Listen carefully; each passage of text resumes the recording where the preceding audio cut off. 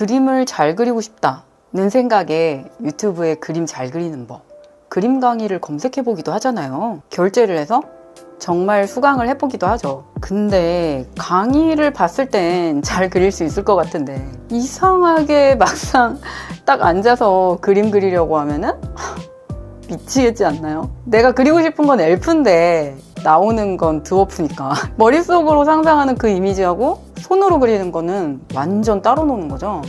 선도 이상하고 계속 그려도 마음에 안 드니까 짜증만 나는 거예요. 그래서 원래 그림이라는 게 아무나 하는 게 아니구나, 재미도 없고 하면서 포기하게 되는 것 같아요. 그런데 말이죠, 그림 공부, 이게 다 그림 공부 순서를 몰라서 그런 겁니다. 일단 숫자를 알아야 덧셈 뺄셈을 하고 곱하기 나누기도 하는 건데 2차 방정식부터 하려고 하니까 잘 안 되는 거예요. 그림 공부도 다 순서가 있거든요. 바로 말씀드릴게요. 트레이싱 다음에 모작, 그 다음에 응용 디자인, 그 다음에 창작, 이 순서가 맞다고 할 수 있어요. 들어도 잘 모르시겠다고요? 다 알려드릴 테니까 천천히 따라와 보세요. 이 중에서도 가장 쉬운데 효과가 큰 거는 트레이싱이에요. 첫 순서요. 제가 만약에 그림 실력이 다시 왕초보가 된다 그러면은 아마 1년 동안 트레이싱만 할 것 같아요. 트레이싱이 뭔데요? 쉽게 말하면은 베끼는 거예요. 베끼는 거. 아니 뭐 큰일 날 뿐이네. 남의 그림 베끼는 건 나쁜 거잖아요. 그쵸?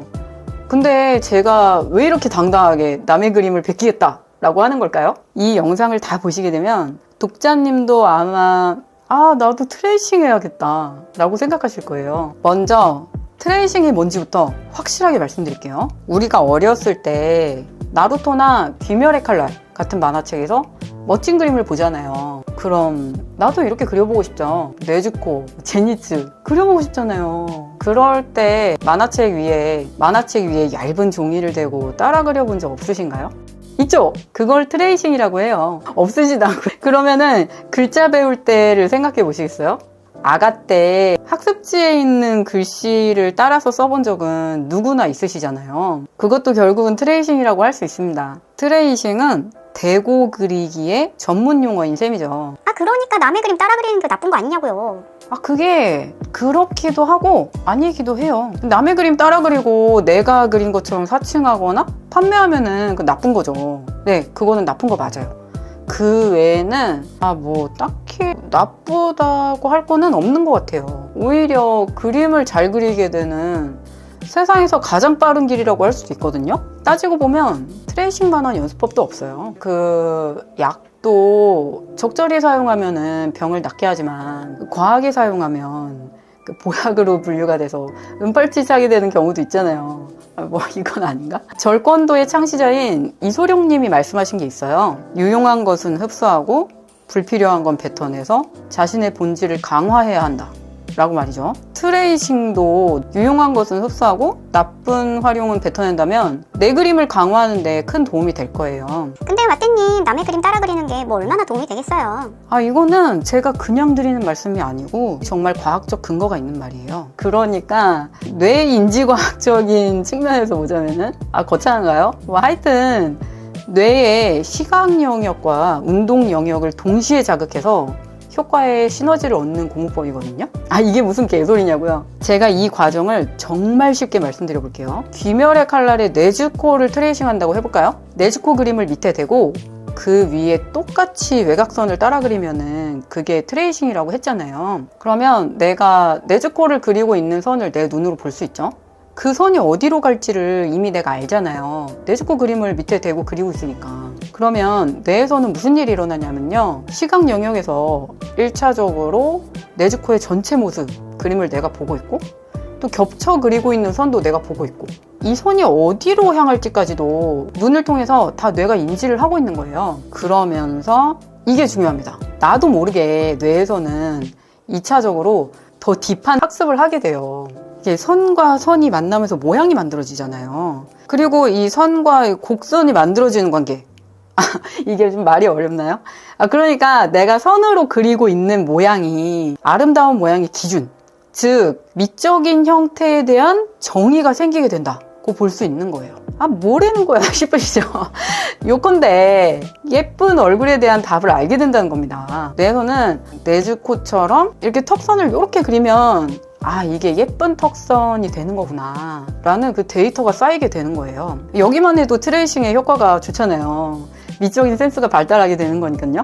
근데 이게 끝이 아니에요. 이거를 내가 눈으로만 보고 있는 게 아니잖아요. 손으로 그리고 있죠. 결론만 말하자면은 네즈코를 그리고 있는 선이 눈에 들어오는 정보가 되면서 이 두정엽, 여기 정수리 쪽 뇌를 거치면서 손의 움직임을 제어하는 뇌의 운동 영역이랑 연결이 됩니다. 그러니까 바꿔 말하면은 이게 뇌의 시각적인 부분하고 신체를 관장하는 운동적인 부분이 서로 피드백을 주고받으면서 핑퐁이 되는 거예요. 그러면서 막 서로 발전을 하는 거죠. AI끼리 막 서로 대화시키면서 학습시키잖아요. 그런 식으로, 나 네즈코 그리는 선 보고 있어. 나 그릴게. 그린 선 또 볼게. 또 다음 그릴게. 또 볼게. 또 그릴게. 이런 식으로 좌청명 우백호의 시각과 손운동이 동시에 일어나면서 시너지를 주고받는 끝없는 대안장바띠가 피드백 루프가 강화된다는 거예요. 진짜 단순하게 말하면 본 거를 손으로 그리는 능력이 좋아진다는 뜻이에요. 형태력이 좋아진다는 거죠.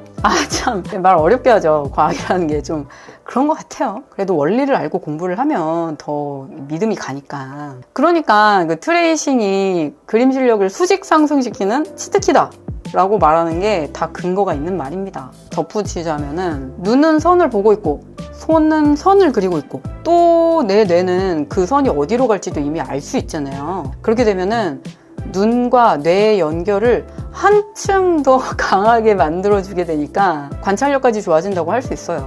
그림에서 관찰력 좋아진다고 하면 이제 다 끝난 거죠. 관찰력이 좋아지면은 더 정확한 형태를 그릴 수 있고, 형태를 그리면서 관찰력이 또 더 좋아지고요. 거기다가 아름다움에 대한 데이터까지 계속 쌓이니까 그림을 보는 눈까지 생기게 되고요. 안목이죠. 진짜로 완전 트라이앵글 삼위일체 개이득인 거죠. 특히 요즘에는 아이패드가 있어서 트레이싱을 더욱 쉽게 할 수 있잖아요. 아니라고요? 아이패드는 넷플릭스 보는 용도라고요? 맞아요. 저도 아이패드를 사면 처음엔 그림을 그릴 줄 알았거든요. 근데 유튜브만 보다가 좀 지나면은 어디 방구석에 먼지가 쌓이고 있는지도 모르겠고요. 맞아요. 그쵸. 근데 이제 아이패드 돈값 해야죠. 아이패드가 있으시다면은 바로 트레이싱을 할 수 있습니다. 프로크리에이트라는 어플이 필요하지만 말이에요. 어떻게 하면 되냐고요? 이게 프로크리에이트거든요. 12,000원 정도 하고 평생 쓸 수 있습니다. 따라 그릴 그림을 밑에 두고요. 레이어를 올려서 하얀색 종이로 만든 다음 불투명도를 조정하면은 밑에 그림이 비쳐 보일 거예요. 그러면 새로운 레이어를 하나 올려서 따라 그리시면 돼요. 저도 요즘에는 아이패드로 그림을 그리는데요. 종종 저한테 브러쉬를 뭘 쓰는지 물어보시기도 하고 클래스 문의도 있거든요. 그래서 제가 사용하는 아이패드 브러쉬하고 독학 공부법, 그리고 그림 잘 그리는 법까지 정리한 패키지를 만들었어요. 혹시 그림을 잘 그리고 싶은데 방법을 모르시겠다면은 고정 댓글에 링크 올려둘 테니까 한번 구경해 보시는 것도 좋을 것 같아요. 다시 돌아와서 이 좋은 트레이싱을 하지 말라는 말도 많잖아요. 조이 선생님은 트레이싱 하지 말라 그랬어요. 효과 없다 그랬단 말이에요? 맞아요. 트레이싱 반대하시는 분 정말 많습니다. 일단 수정이 없고 형태에 대해서 고민이 없으니까 무작정 선만 긋는 트레이싱은 아무짝에도 도움이 되지 않는다. 그렇게 말이죠. 근데 맞는 말이에요. 무지성으로 선을 긋기만 하잖아요? 효과 없습니다. 생각을 하면서 따라 그려야 되거든요. 이게 무슨 말이냐면요. 내가 긋는 이 선의 목적이 뭔지를 알면서 그려야 한다는 말이에요. 게슈탈트 심리학에 형태와 배경 원리라는 게 있는데요. 그런 게 있습니다. 뭔 개소리냐고요. 쉬운 거예요. 쉬운 거. 요즘에는 실수를 휴먼 에러라고 하는 사람들도 있잖아요. 제가 정말 단순하게 말씀드려 볼게요. 예를 들어서 우리가 책상 위에 컵을 보잖아요. 컵. 그럼 컵에 내 눈에 초점이 맞춰지겠죠? 그리고 그 외에 이제 연필이나 노트 이런 거 다른 것들은 배경이 되는 거잖아요. 네, 그거예요. 너무 당연한 거 아니냐고요? 그런데 내가 이제 컵이 아니라 연필을 보면은 그 순간에 배경이었던 연필이 주인공이 되고 방금 주인공이었던 컵이 배경이 되죠. 나비가 장주되고 장주가 나비되고 취했냐고요? 그게 아니고 그림을 잘 못 그리겠다라는 게 결국은 주인공과 배경을 깔끔하게 선으로 떼어내지를 못하겠다 라는 의미이기도 하거든요. 있어빌리티한 말로 하면은 형태를 인지하는 능력이 떨어진다는 거죠. 눈은 같은 장소를 봐도 무엇을 주인공으로 인지하느냐에 따라서 뇌는 주인공과 배경을 선별을 해요. 아스트로를 보지만 차은우만 보인다. 이게 아니고 컵과 이렇게 나머지 이렇게 선별을 해요. 본다라는 게 그냥 단순하게 이게 눈 아래에 영상을 넣는다 여기서 끝나는 게 아니라 뇌에서는 정보를 처리하고 있는 거거든요. 그래서 이게 너무 깊이 들어가고 있죠 지금. 핵심만 얘기하면 트레이싱을 아무 생각 없이 이렇게 찍찍 선만 그으면 효과가 없어요. 내가 지금 그리고 있는 게 네즈코가 물고 있는 대나무통이다. 그러면 그 대나무통을 주인공으로 설정을 해줘야 되는 거잖아요. 이게 사실은 입체가 있는 덩어리다. 이렇게 형태를 생각을 하면서 그려야 효과가 있다는 말입니다. 좀 어렵죠. 일단 그림을 그린다고 생각을 해볼게요. 우리가 그림을 그릴 때는 납작한 종이에 선을 긋는 거지만 팔이나 다리는 길쭉한 원통형이잖아요. 안에 근육으로 차있는 그 볼륨감을 생각하면서 그려야 된다는 얘기예요. 대나무통을 그리는데 이게 볼륨이 있는 원통형이다. 이걸 느끼면서 그려야 한다는 거죠.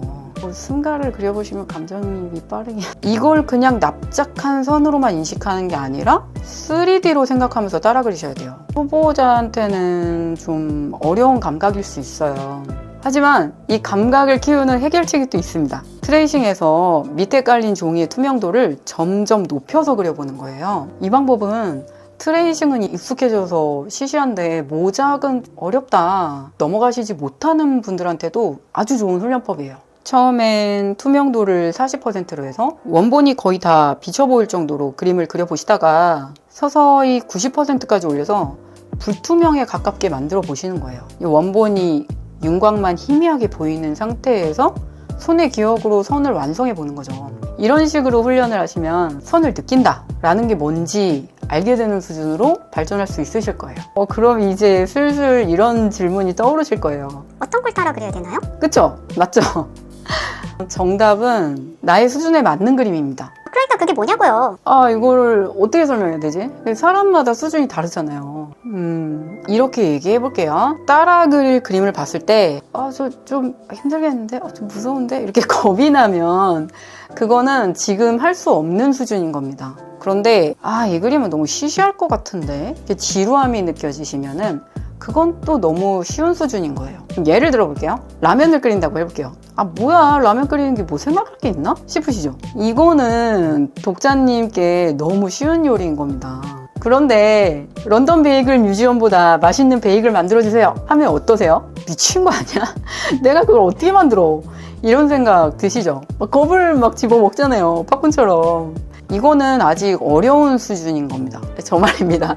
만드실 수 있는 독자님도 계시겠죠? 그림을 봤을 때 드는 감정을 기준으로 난이도를 가늠해 볼 수도 있을 것 같아요. 아니 근데 무조건 어려운 거부터 그리면 빨리 드는 거 아니에요? 그렇게 생각하실 수도 있어요. 저도 그렇게 생각했었어요. 인지과학저널에 정홍천 저자님이 쓰신 글을 보면 트레이싱을 할 때 난이도에 따라서 학습효과 수준이 다르게 나타났다. 실험 보고가 있거든요. 이 실험에서는 사람을 세 분류로 나눴대요. 그래서 각각 난이도가 높은 과제하고 중간 난이도의 과제, 그리고 난이도가 낮은 과제를 줘서 수행하게 했는데요. 맙소사, 놀랍게도 중간 난이도의 과제를 수행했던 그룹이 가장 큰 학습 발달을 나타냈다고 합니다. 그러니까 너무 시시한 거는 지루하니까 발전이 없었고, 또 너무 어려운 건 좌절, 고통을 느끼니까 포기하게 됐다는 거죠. 너무 어려운 그림으로 시작하는 거는 좋은 방법이 아닐 수 있어요. 그림에 재미가 붙기도 전에 고통을 먼저 맛보게 되면은 안 좋잖아요. 난 재능이 없구나 하면서 포기하게 될 수도 있고요. 그렇게 나하고 맞는 수준의 그림으로 트레이싱에 익숙해지면 모작을 시작해 보시는 거고요. 모작도 익숙해지시면은 모작한 그림에 살짝 내 취향을 끼얹어 보는 거예요. 긴 헤어를 단발로 바꿔보기도 하고 바지를 스커트로 바꿔보기도 하고요. 내 창작 디자인으로 조금씩 바꿔보는 거예요. 그렇게 바꾼 디자인이 90%를 넘게 되면 그거는 이제 뭐 창작 디자인이라고도 할 수 있게 되는 거고요. 그렇게 하면서 내 그림체가 생기는 겁니다. 그림 공부는 이렇게 하는 게 다다 라고 할 수 있어요.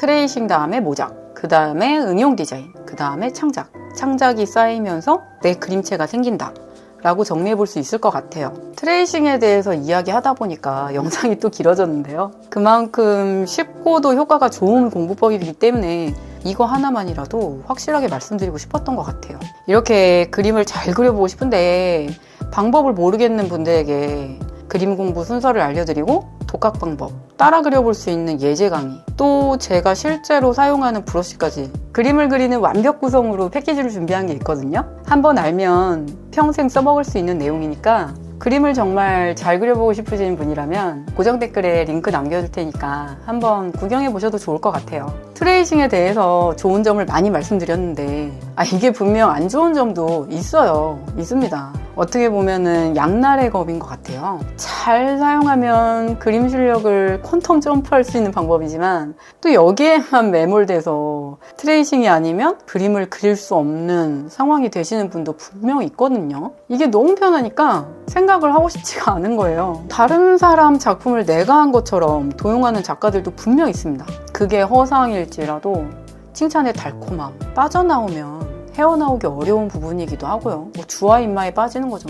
그래서 많은 작가분들이 트레이싱을 금기시 하는 것 같아요. 권장하는 사람은 아마 저 말고는 드물지 않을까요? 저는 왜 권장을 하냐고요? 이거는 가치관 차이인 것 같은데요. 독자님 중에는 그림이 인생의 전부이신 분도 있고 또 취미 정도로만 생각하시는 분도 계시겠죠. 모든 사람들이 다 내 맘 같지가 않잖아요. 어떤 분은 그저 내 손으로 그린 그림 한 장이 갖고 싶을 수가 있는 거잖아요. 안 그래도 세상 사는 거 내 맘대로 되는 거 하나도 없는데 잘해야 되는 것만 있잖아요. 취미까지 꼭 잘해내야 할 이유는 없으니까요. 쉬는 날에 집에서 그림 한 장 그리고 싶을 수 있는 건데 말이에요. 그런데 또 그런 분들이 한 장 한 장 그림이 쌓이다 보면 예기치 못하게 존잘이 되기도 하는 거고요. 작가로 등판하시기도 하는 것 같습니다. 일단 그림에 흥미를 붙이는 게 먼저라고 생각이 돼요. 저는 그런 분들이 많이 생기셨으면 하는 마음에 트레이싱을 추천드리게 되는 것 같아요. 말이 길었죠? 오늘은 여기까지 하는 걸로 하고요. 독자님의 시간이 아깝지 않은 영상을 만들겠습니다. 그러니까 구독, 좋아요 부탁드릴게요. 그럼 안녕!